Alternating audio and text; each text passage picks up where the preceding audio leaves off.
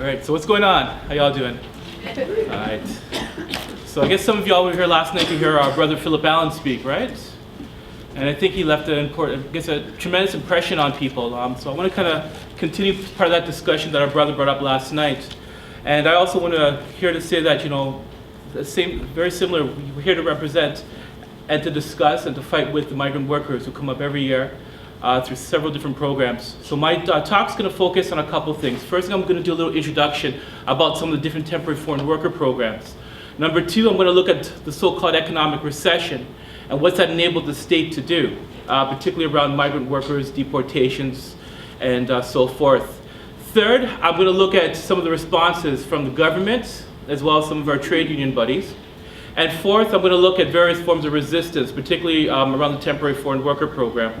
So I know, starting off, you're hearing a lot of different acronyms, right? So you hear about the TFW, the seasoned agriculture worker, the LCP program. So really what this all encompasses is a group of workers who come under a scheme called the Non-Immigrant Employment Authorization Program.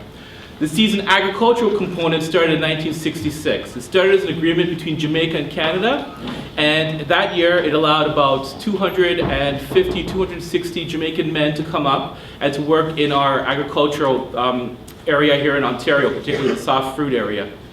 The following year, Trinidad and Barbados joined. 1974, Mexico joined.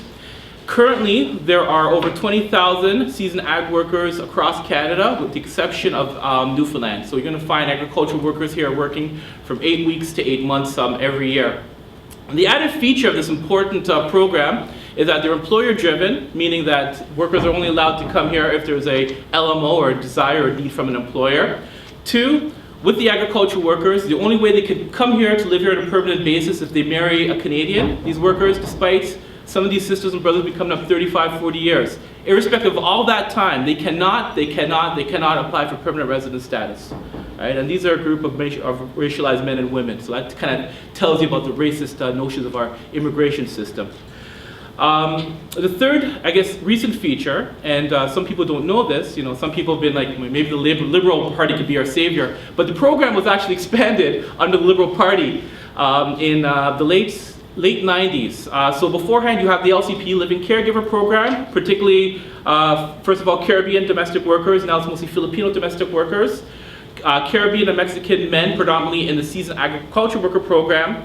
The Mexican and Caribbean Canadian governments decided as a form of gender equity to expand the temporary foreign worker program to include other categories, and this is their way of trying to mask and hide exploitation by expanding to other industries where workers who come under so-called low-skill schemes do not also have a right to apply for permanent residency, but they could be employed here for up to 2 years. So those are kind of the three schemes. So temporary foreign workers, many different industries. Some are in agriculture, some are working in the Olympics, some are working in hospitality, some are working in construction. Agriculture, the seasoned agriculture worker program, mostly Caribbean and Mexican men. The LCP program, Living Caregiver Program, predominantly Filipino women. So that's kind of a very rough sketch of the different programs. And I'm going to speak a bit particularly about the temporary foreign worker and the seasoned agriculture worker program intermittently. So just two things I think through every economic recession that we know. That particularly women, immigrants, racialized peoples, Aboriginal, indigenous peoples, every time that there's any form of economic recessions, our communities are hit first. And without exception, the migrant workers that we've been dealing with across Canada have been feeling the brunt of many of these forms of injustice, both through scapegoating, through xenophobic comments, and through restrictions of government entitlements. So those are three important factors that we have to consider. In Alberta, I think yesterday, that the provincial government announced that about 15,000 jobs, predominantly, I would argue, migrant workers who are going to be losing their jobs, first, full out, right? So I think that's what's happening there. In Ontario, we've seen a similar dynamic, and we know that the various fields in British Columbia has also seen a drop in migrant workers. And the commentary by a lot of people has been, well, good, let's get rid of these people. They don't belong here, right? These are foreign workers, these are temporary people. They don't deserve access to any of our services.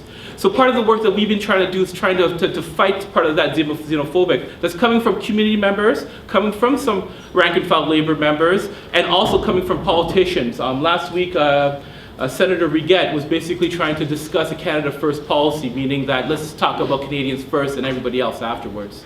So this has been kind of that racist, xenophobic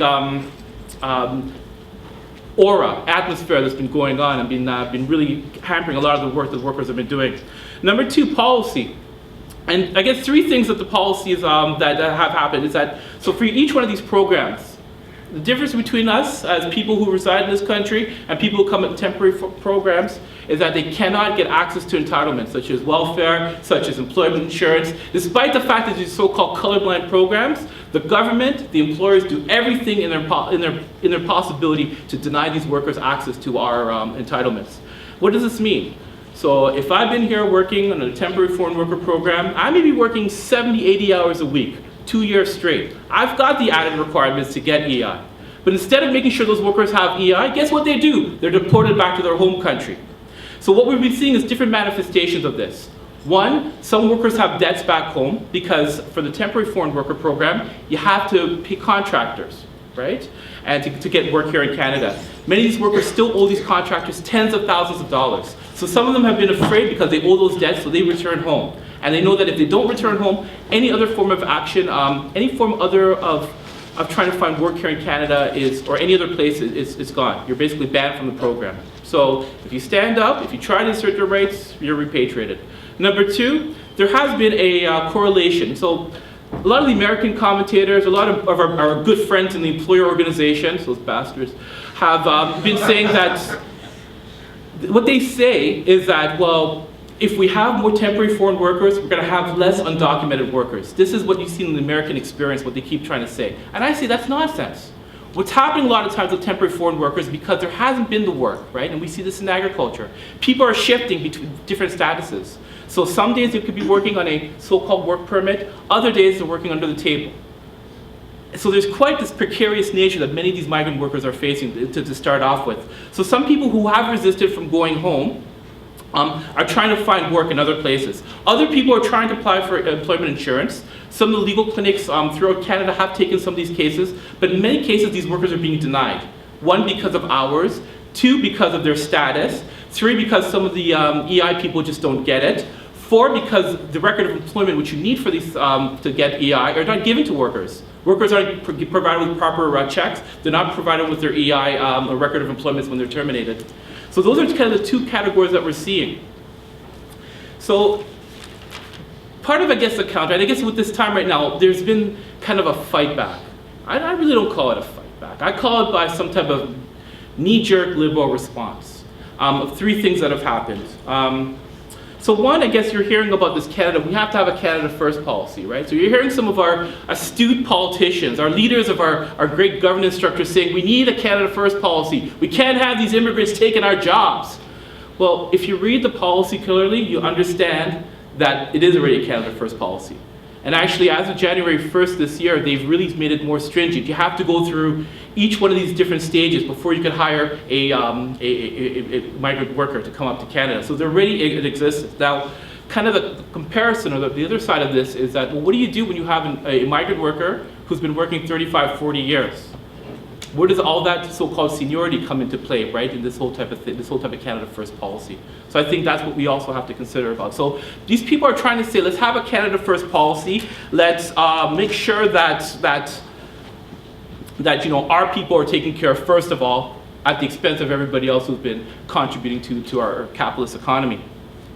And the second thing, and just before I go on, I think that some of these politicians, they've got another insidious kind of agenda going on here too. So some of them currently might be seen as voices in the wilderness, right? Some of these might be fringe people on the conservative or the far right of the Liberal Party.